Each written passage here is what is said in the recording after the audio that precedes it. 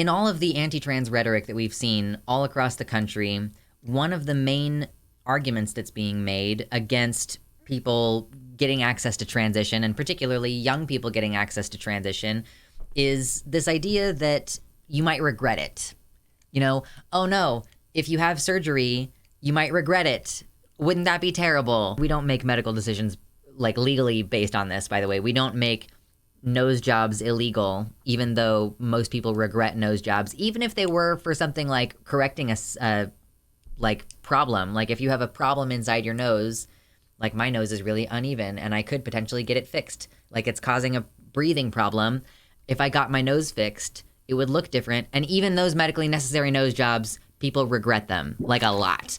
Or knee surgeries. We sometimes, if like a 16-year-old has a football injury, they might be allowed to get a knee surgery. That often can result in different long-term complications that may alleviate some of the original issues, but they may exacerbate them. They may make them worse. We don't make legal decisions based on this regret. But if we're going to ask the question about regret, then why don't we actually look at the question and say how many people have gotten the surgery, how many people are satisfied, and how many people regret, right?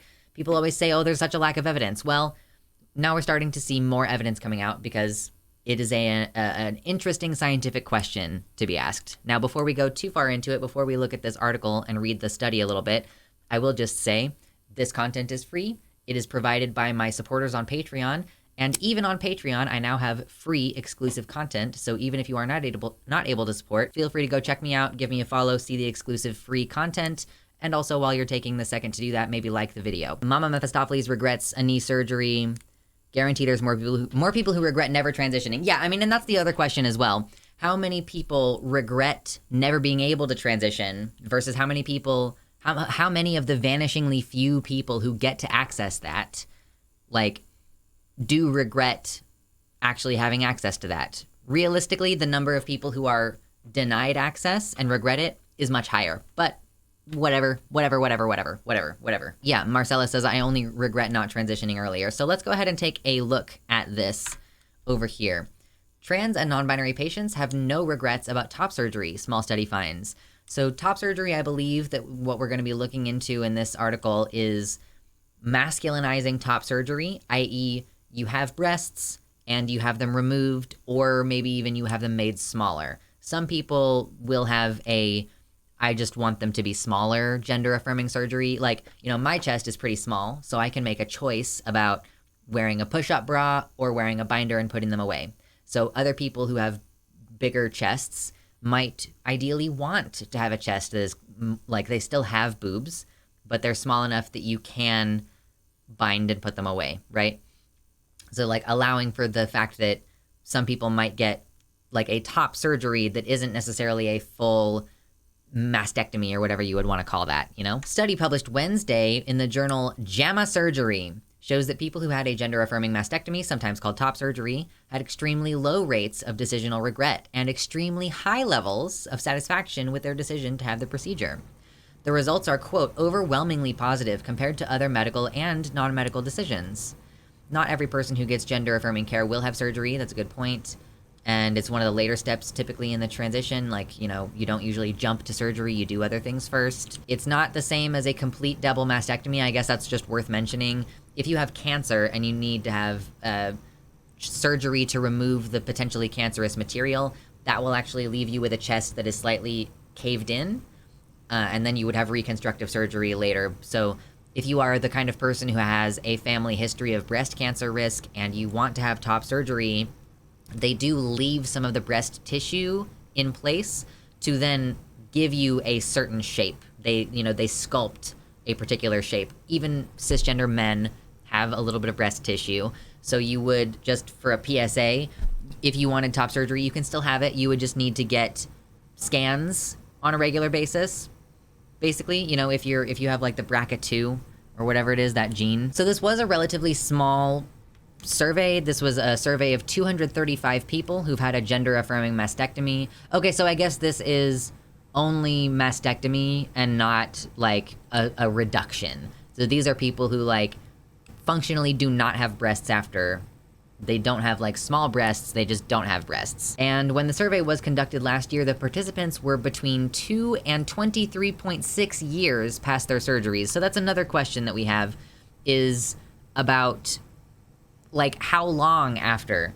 Because if you ask someone in the first 6 weeks how satisfied they are with their surgery, they are gonna have more concerns than they would have like after 5 years of their chest settling and everything. They've had time to deal with any potential complications that might have arisen. So we're looking at some people who 20 plus years ago had these surgeries being able to report on their lifetime satisfaction rates, basically. And the idea too that this is a phase. Oh, you don't want to get this surgery because maybe you will disaffect from identifying as trans later. But yeah, like most of us who get these procedures think about it for years before we get them, think about it for several years, and then we get the procedure, and then even 23 years later, we're much, much happier. Yeah, Mama points out as well that because of your healing and because of post-anesthesia effects on the body, you are less capable of being like happy and having your shit all together when you are recovering from a major surgery like that. The survey captures the overall quality of life post-procedure, but rather than being specifically designed for trans patients, the survey was one that is often used in oncology to assess how someone feels about their treatment or screening. This can also be used in non-clinical settings to determine how someone feels about a particular medical procedure. So of the participants, 139 answered the survey accurately and returned it to the researchers. So yeah, I guess like the study surveyed 235 people. There were 139 mostly filled out responses, so a little bit over 100. We have a satisfaction scale. None of the survey respondents underwent a reversal procedure.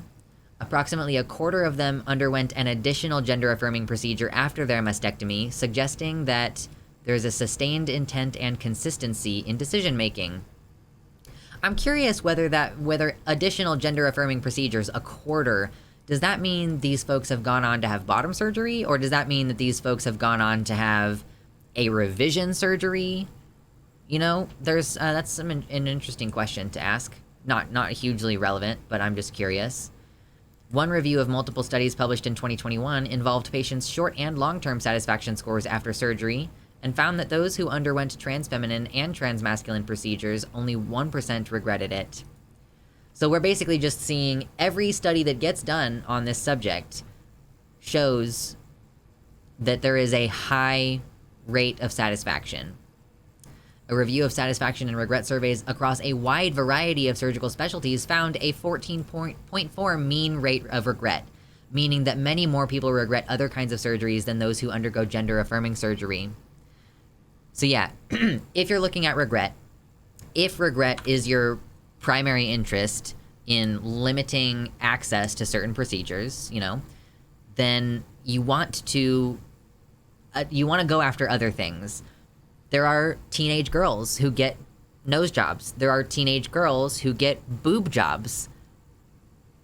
It's even like I'm surely some aspects of subculture where it might even be like a kind of mommy-daughter activity to like both go get Botox together, or like both go get a Brazilian butt lift or something. You know, like these plastic surgeries are considered gender affirming in a way that like the adults sometimes support.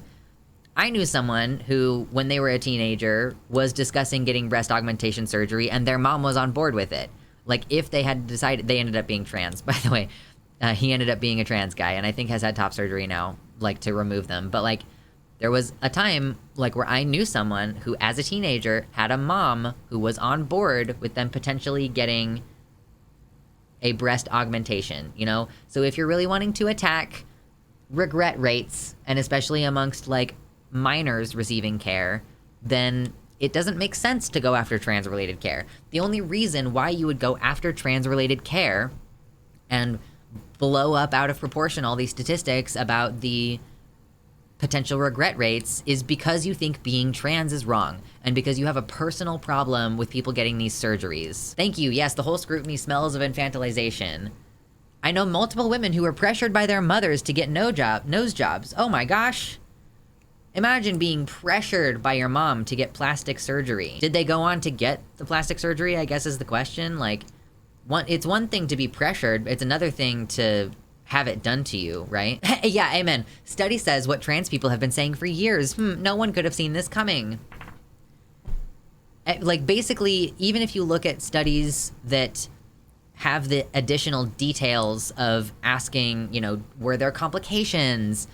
Like, I don't know if this particular study goes into that kind of depth, but even if you look at people having complications during their surgery, like, you know, urogenital complications are not uncommon because you're dealing with genitals and you have to pee through them. So it's pretty common for there to be complications. When people say, oh my God, I don't want to get phalloplasty, like if you see trans men talking about how they don't want to have a penis surgery to build a penis because there are so many complications that can occur, it's basically like you're trying to build a new urethra and you have to actively pee through it while it's healing. You know, that's like the problem. So yeah, it like was gonna irritate the wound and stuff. So yeah, there are predictable complications that you could have with, you know, building a new urethra or ending the urethra in a new location, and like you continue to need to pee and use the parts of your body. You know, sitting might be uncomfortable and you might get an infection, which is normal with literally any surgery, right? You could have complications. And even still, people who have complications with their surgeries, people who need revisions, even people who have failures still feel like it's worth it. You know, I've known people who've gotten phalloplasty, which is they're having a penis constructed from a skin graft, and they, you know, they end up totally losing the ability to pee standing up. It was one of their main things, and maybe for only a few months on and off while they're peeing, like they are able to pee standing up, and then eventually their new urethra fails. They still are grateful for having had the opportunity to pee through their penis, and like that they now have one, you know? I knew a teenage cis boy whose mother was a nurse and thought he was too short.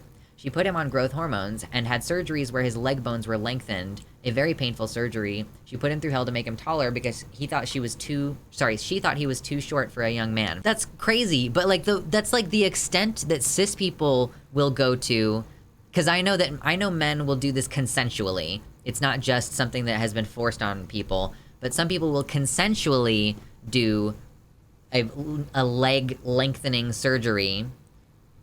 And like it's experimental even, you know? It's not like something that we have validated and approved. Like sometimes you have to travel to sketchy places in order to get these procedures even. Didn't Steven Crowder get like a chest embiggening surgery of some kind? Like while his twins were being born, his chest was all fucking weirdly inflated and stuff, like a totally experimental surgery. His legs were repeatedly broken, had pins, etc. We live near a hospital that is a research hospital. They can do it. Okay, so they can just experiment on people. Sounds great. Long story short, effectively, it's concern trolling, it's infantilization, it's like misdirected misogyny because, you know, there's, oh my God, your healthy breasts, like the weird TERFs going off about these healthy teenage breasts. Oh, they'll never know what it's like for a person to caress their breasts. These 16-year-olds getting top surgery. And it's like, would you stop fantasizing about the bodies of teenagers, you fucking psychos? Like, what is wrong with you? Like, stop being so weird. Like let people make decisions. That's the other thing. Like you can't protect people from regret, you know? You can't like tell adults that they can't get married or that they can't have kids because they might regret it. Like you can't like protect people from bad decisions.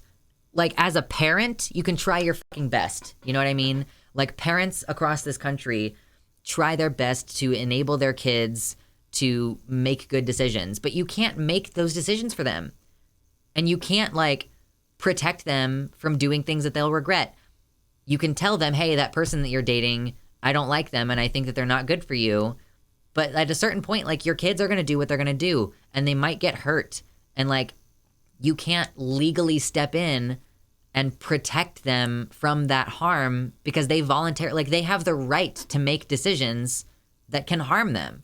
Like people have the right to make choices within limitations, you know, like obviously You're not allowed to like do things that might endanger other people. You know, you can get drunk at home, but you can't go drink and drive because of the effect that that could have on other people. But like, you have the right to fuck up your life, frankly. You should, at least. You should have the right. Like, you should have the right to take risks that could involve a great reward or a great regret. And like, trans people think really hard about our potential regrets. We think about this. We ask ourselves, like, do I want this, or is this because of how other people see my body? I'm one of those trans people who has decided that even though it is the typical narrative for someone like me is to go on testosterone and then have a top surgery where they remove the breasts and then like potentially look into bottom surgery later. Like, I don't want top surgery.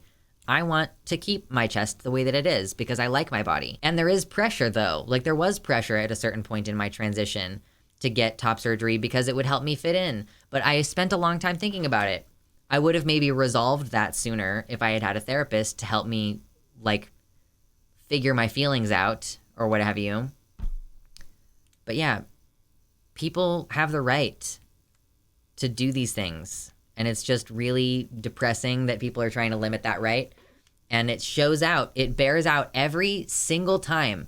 Every single time you do a study on this, every single time you ask a group of trans people and you do a survey, every single time they will tell you that their lives are better now. And if you have qualms about the fact that only 139 people responded out of the 235 people who were surveyed, ask yourself if the people who didn't participate are going to be likely to be people who experienced regret or not. Like, if you're worried about like voices unheard, this was an opportunity for someone with regret to make their voice heard, to become the next Chloe Cole, and they didn't. So like, the bias there is likely that like, if someone is going to be regretful, they're more likely to say something when given the opportunity, right? Like, it's probably going to be people who don't feel very strongly, who disaffect from the study. So I just wanted to say that before we wrap up the segment. And now that we're wrapping up the segment, I will say again, consider following on Patreon. The credits will be coming soon in the video, and there's free stuff there, and there's content behind the paywall, but please consider supporting the show. Your donations are always welcome and accepted, and consider sharing the video, because it would be great if we could get this kind of positive news out to more people. So, yeah. To the YouTube channel in the future, thank you for watching, and I'm done with the segment now. Thank you to my supporters, especially Tiago Nascimento, Mersh Rolvog, Michelle Frateroli, Danielle McDonald, Amanda B., Spooky Heather Sylvia, Athiet, Kevin Young, Sarah A., Michelle Winter, Past Null Infinity, Robin Olson, Jamie Jam, Desi Quiche, Suzanne Maynard, Nova, Elizabeth Bartell, Mr. Atheist, Sojo, and DZXN.